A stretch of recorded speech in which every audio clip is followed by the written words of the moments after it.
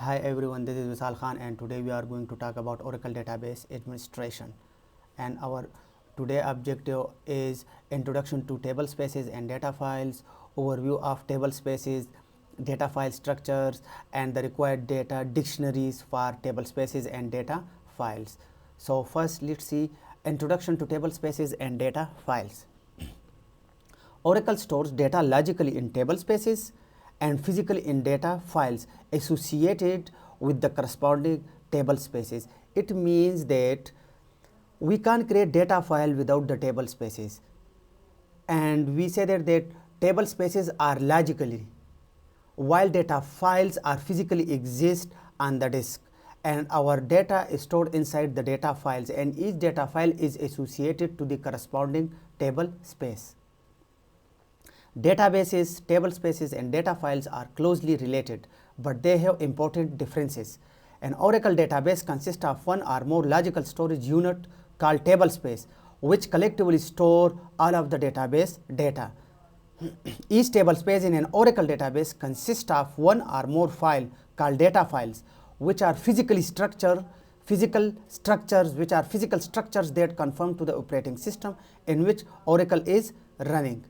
A database data is collectively stored in data files that constitute each table space of the database. For example, the simplest Oracle database would have one table space and one data file. Another database can have three table spaces, each consisting of two data files, for a total of 6 data files.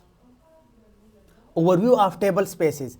A database is divided into one or more logical storage units called table spaces.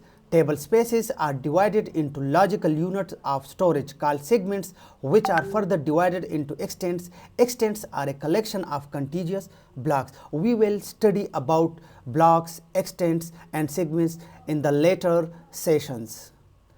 This is the data file structure. The structure of data file is consist of extents and data blocks.